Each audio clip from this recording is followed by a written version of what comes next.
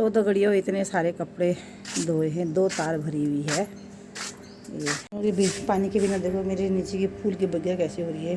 तो कितने लगे हुए हैं, ये चाची के घर को रास्ता जाता है और कितनी बढ़िया।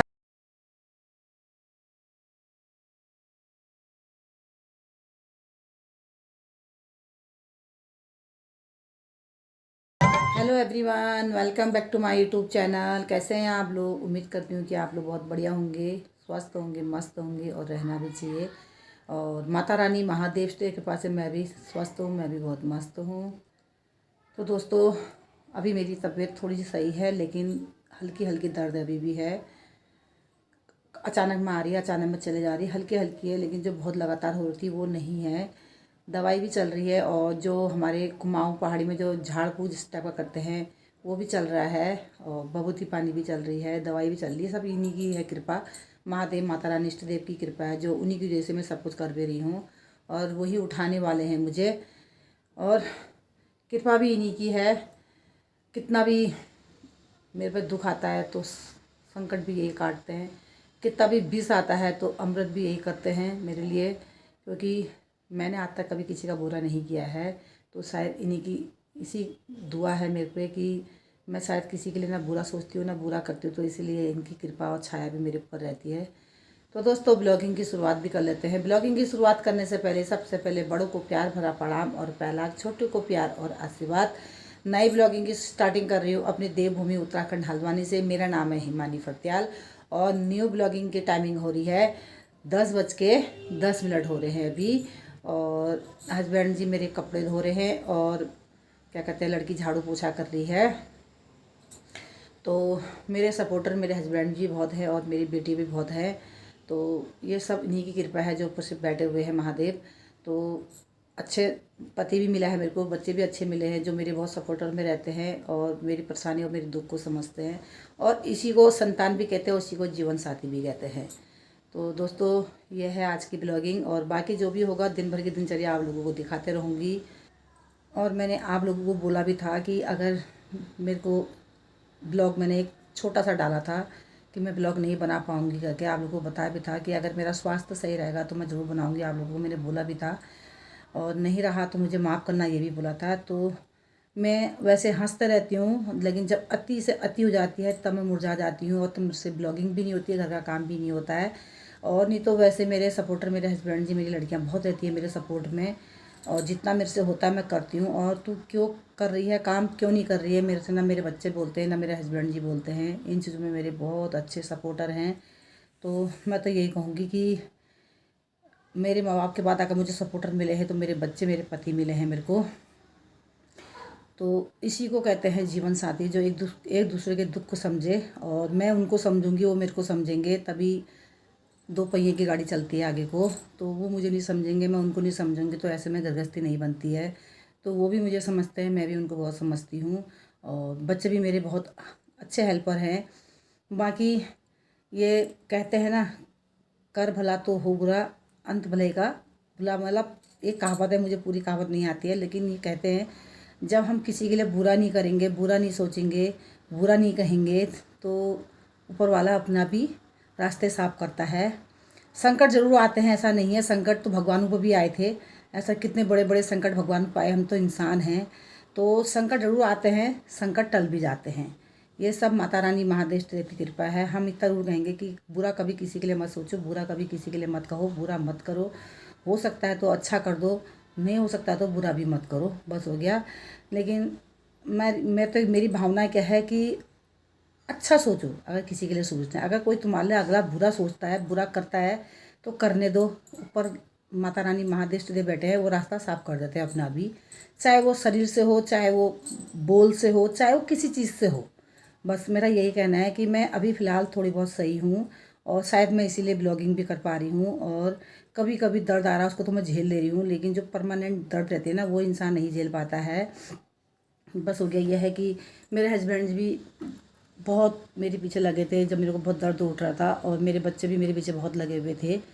तो मेरे हस्बैंड जी भी कभी कहीं ले गए मेरे को, कभी कहीं ले जा रहे थे, कभी कहीं ले जा रहे थे। तो एक हमारे डॉक्टर साहब हैं, तो सुशांत तिवारी कहते हैं, तो ये सुशांत तिवारी के डॉक्टर हैं, नाक कान गले के हैं। तो वो भी बहुत अच्छे हैं। तो उन्होंने भी बहुत सलाह दी मेरे हस्बैंड जी को कि आप एक काम करो, ये दवा ले जाओ, मैं आपको बता रहा हूँ। तो उनने व्हाट्सअप किया हुआ, तो मेरे हस्बैंड जी वो दवा लेके आए, मैं वो दवा भी खा रही हूँ। और जो हमारे कुमाऊनी में झाड़ फूँक करते हैं वो भी चल रहा है, और जैसे घोंड है, नाल है, जोग है, इसकी भी कर रहे हैं। ये जब 10 फांगों में हाथ डालो तब एक फंगा हाथ आता कहते हैं। तो यही है दोस्तों, बाकी जो भी होगा दिन भर की दिनचर्या आप लोगों को दिखाते रहूँगी। और मैं अभी और जाऊँगी अपने आप को झाड़ने के लिए, तो मैं जाती हूँ। मेरी चाची भी बहुत परेशान हो रही मेरे को लेके, तो वो भी कहती मेरे को रात भर नींद नहीं आ रही। मैंने कहा उनसे भी मिल के आऊँगी तो थोड़ा मेरे शकल को देख लेंगे, तो उनको भी रात को नींद आ जाएगी। उनको भी चिंता होती है कि आज 4-5 दिन हो गए हिमा की तबीयत सही नहीं हो रही, आखिर पेट में दर्द की चीज़ की हो रही है करके। मैं तो देखो ऐसा है दोस्तों, जो जन्म लेगा वो मरेगा भी। मरण और जन्म तो ये तो विधाता के खेल हैं, इसको तो कोई ना आज तक कोई रोक सका है। जब जिस इंसान की जब मौत होगी ना, तो उस कोई ना कोई बहाना लग जाता है, उसको कोई नहीं रोक सकता है। ये तो बात तो सच है। पर यह है कि कोई अपनी उम्र खा के जाए, अपने बच्चों को निभा के जाए, तो थोड़ा अच्छा लगता है कि यार अपने बच्चे निभा गए हैं और अपनी उम्र खा के गए हैं, थोड़ा अच्छा लगता है। यंग लोग चले जाते हैं, बहुत दुख होता है। अपने बच्चों को ऐसे छोड़ जाते हैं, देखो बहुत दुख होता है। गीता उनियाल को आपने देखा होगा, बेचारी को, कितना छोटे से बच्चे हैं उसके, 10-11 साल का साइज का बेटा होगा, और 2.5-3 साल की साइज़ की होगी, या 4-5 साल की उसकी बेटी होगी। इससे ज़्यादा तो उसके बच्चे मेरे को बड़े नहीं दिख रहे थे।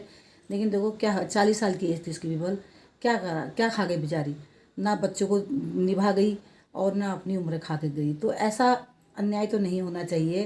तो जिसके साथ बच्चे जुड़े होते हैं, ये होते हैं, तो मैं तो यही कहूँगी महादेव इतना अत्याचार मत करना किसी पे कि बच्चे वीरान हो जाए। और माँ होती है, बाप बाप ही होता है। इनके होते हुए जो बच्चों का कर सकता है वो कोई नहीं कर सकता है।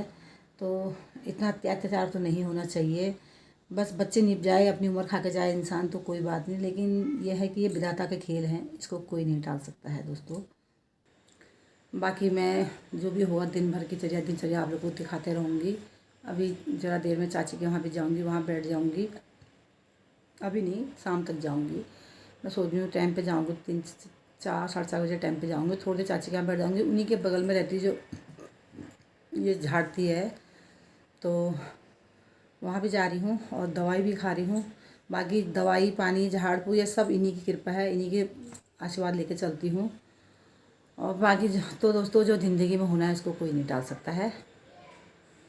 दुख सुख तो एक भाई बहन है, ये साथी भाई बहन के साथी हैं। ये तो दुख और ऊंच और चढ़ाव तो ये तो ज़िंदगी में होता रहता है, दुख सुख आते रहते हैं। पर यह है कि हानि किसी को नहीं पहुंचनी चाहिए, किसी के बच्चे अनाथ नहीं होने चाहिए। तो बाकी दोस्तों फिर मिलते हैं आपसे, जो भी होगा आप लोगों को दिन भर की दिनचर्या दिखाते रहूँगी। सारे कपड़े ये धोए हैं मेरे पतिदेव जी ने, इतने सारे यहाँ हैं, अभी छत में डालने हैं। बाहर मौसम ख़राब हो रहा है, मच्छी का पानी भी सब साफ़ करा है मेरे पतिदेव जी ने, सब बदलाइए, साफ़ पानी हो रहा। देखिए आप जो नीला नीला दिख रहा है, दवाई डाली है मच्छी वाली, एक दवाई आती है ना वो डाली है इसमें।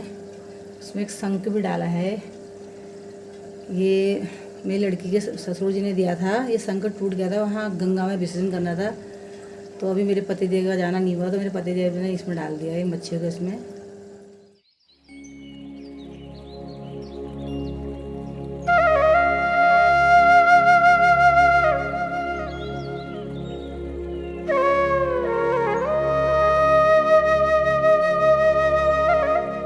जय माता रानी महादेव इष्ट देव के, बोलिए जय माता दी, हर हर महादेव, जय इष्ट देव की। ये कोई मिठाई लाए थे हमारे मंदिर में, मिठाई चढ़ाई है किसी ने, बर्फ़ी। किस किस को खानी है आ जाओ। देखो एक बार सुबह उठ के पढ़ाई करके सो के अब ये दोबारा उठ गई है, तो मैंने बोला ये कपड़े जितने हैं छत में डाल रख के मैं डाल दूँगी। अब ये बाथरूम के दरवाजे पे खड़ी हो गई है। 2 बाल्टी में ले जाओ इसको, ये ले जा नीचे, जल्द ले जा दो बेटा। मैं पता मैं ऊपर छत में गई थी, मैंने कहा मेरे पेट में दर्द हो जाएगी, मैं बाल्टी को ले आऊँगी तो फिर। तो दगड़ियों इतने सारे कपड़े धोए हैं, 2 तार भरी हुई है। ये सब मेरे पतिदेव जी ने धोए हैं, बहुत हेल्प करते हैं मेरी, हस्बैंड जी करते हैं, बच्चे भी करते हैं। और यहाँ पे मैंने चिमटे झागने वाला बना रखा है। और ये पानी के बिना देखो मेरे नीचे के फूल की बगिया कैसी हो रही है। ये सब सूख रहे पानी के बगैर। ऐसा ना दोस्तों, कुछ अपने हाथ में भी होनी चाहिए ना, कि हम लोग परहेज नहीं करते हैं। सबसे बड़ी बात ये है, गलती कमी हम पे भी है। ये भगवान ने 4 दिन की ज़िंदगी दी है, इसको हम ढंग से नहीं संभाल पाते हैं। कुछ कमी है हम पे, कब कुछ क्या बहुत कमी होती है हम पे। जब हमें पता है कि हमारे शरीर के पार्ट ख़त्म हो गए तो हमें तो अपना ध्यान खुद देना चाहिए। और दोस्तों मेरे साथ तो ऐसी है कि मेरे शरीर में तो कोई पार्ट है ही नहीं, सारे पार्ट निकले हुए हैं। तो मुझे अपना केयरिंग खुद करनी चाहिए। कोई मुझे रोकने टोकने वाला है नहीं, तो मैं अपनी केयरिंग नहीं कर पाती हूँ। तो मैं पूरी कोशिश करूँगी आज के बाद कि मैं बाहर की चीज़ ना खाऊं। पूरी कोशिश करूँगी। पहले भी मेरे को बीच में ऐसे ही हुआ था। अब मेरी पूरी यही कोशिश रहेगी कि अगर मुझे अपने बच्चे देखने हैं तो मुझे अपना शरीर का ध्यान खुद देना पड़ेगा। बाकी तो ये तो विधाता के खेल हैं, जो होना उसको कोई नहीं टाल सकता है। लेकिन अपनी केयरिंग मैं खुद करूँगी आज के बाद। जो मैं जैसे ना, मैं क्या कर लेती हूँ, छोटी के लिए लाती हूँ चीज़ें। जैसे कभी चाउमीन ले आती हूँ, कभी मोमो ले आती हूँ, कभी आप लोग देखते होंगे मेरे उसमें यूट्यूब में कि मैं कभी पिज़्ज़ा ले आती हूँ। तो मैं क्या कर लेती हूँ, तो लड़की के लिए लाती हूँ तो मेरी भी नीयत चले जाती है, तो मैं भी खा देती हूँ। बस वहीं पे मैं गलती कर देती हूँ, हो गया। और ये गलती बार बार कर देती हूँ मैं। हर बार यही सोचती हूँ कि नहीं करूँगी, तो बार बार फिर सही होंगी तो फिर खा देती हूँ। क्योंकि जो मेरा जो वॉल बेटर है, क्योंकि वो निकल चुका है, क्योंकि अब मेरी पाचन शक्ति ख़त्म हो गई है, तो मैं ये ध्यान नहीं देती हूँ। तो मैं कुछ ना कुछ खा देती हूँ। तो मुझे ये ध्यान ज़रूर देना चाहिए। जब अति हो जाती है तो उसमें घर वाले भी परेशान हो जाते हैं, फिर मैं भी दुखी हो जाती हूँ। मैं तो होती हूँ, मेरे साथ मेरा परिवार भी दुखी हो जाता है। तो पूरी कोशिश करूँगी दोस्तों कि मैं ये अमल करूँ कि मैं आज के बाद अपने शरीर का केयर करूँ, बाहर की चीज़ को इग्नोर मारूँ और अपना घर का ही खाना खाऊँ। तो दोस्तों यही है। और फिर मिलते हैं आपसे थोड़ी देर बाद। बाकी जो भी होगा घर के कहीं जाना तो है नहीं। घर की दिन भर की दिनचर्या होगी वही आप लोगों को दिखा सकती हूँ, और क्या दिखा सकती हूँ। और इसी में ब्लॉग में मेरे को अपना प्रेम और प्यार, आशीर्वाद, बड़े आशीर्वाद देते रहना, छोटे प्रेम और प्यार मेरे को देते रहना। को झड़ा भी ले आती हूँ, चाची से मुलाकात भी कराती हूँ। गाय बधी है, उधर भैंस बधी है, इधर कोई डॉगी घुमा रहा है। और मौसम में देखो कितने बादल लगे, देखिए तो कितने लगे हुए हैं। ये चाची के घर को रास्ता जाता है। और कितनी बढ़िया गेहूं की खेती हुई है, देखिए आप। और इसमें बल्लड़े भी आ गए, देखिए आप, ये बल्लड़े भी आ गए। पूरी गेहूं की खेती है ये। और बादल लग के ऐसे हो गए हैं।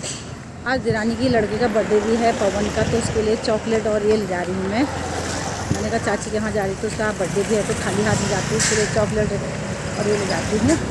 बहुत चिंता कर रही है, तो चाची बहुत दिन भर में 5-6 फ़ोन कर दे रही है, सो भी नहीं रही है ढंग से। तो मैंने कहा उसके सामने जाऊँगी तो थोड़ी उसकी चिंता कम हो जाएगी और मुलाकात भी हो जाएगी।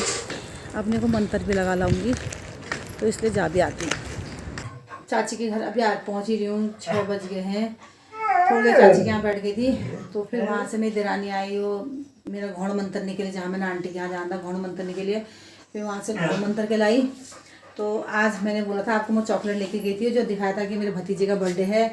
तो देरानी ने बनाया था रायता और पनीर की सब्जी।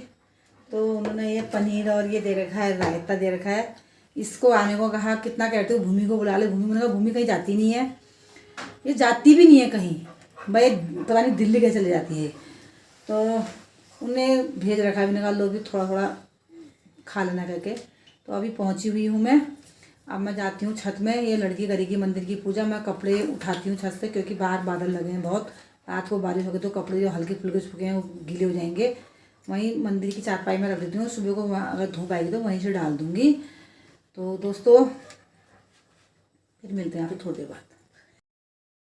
तो टाइम हो गया है 9:45 और खाना पीना हमारा सब हो गया है। हस्बैंड जी सामने सो गए हैं, लड़की उधर सो गई है और मैं देख रही हूँ नाटक कुंडली भाग्य, और बेटी भी देख रही है। तो खाना पीना सब हो गया है, अब आराम करने जा रहे हैं। तो दोस्तों बाय, कल मिलेंगे नए ब्लॉग में, नई उमंग, नई किरण, नई ऊर्जा के साथ। तब तक के लिए बाय बाय। जय देवभूमि, जय उत्तराखंड।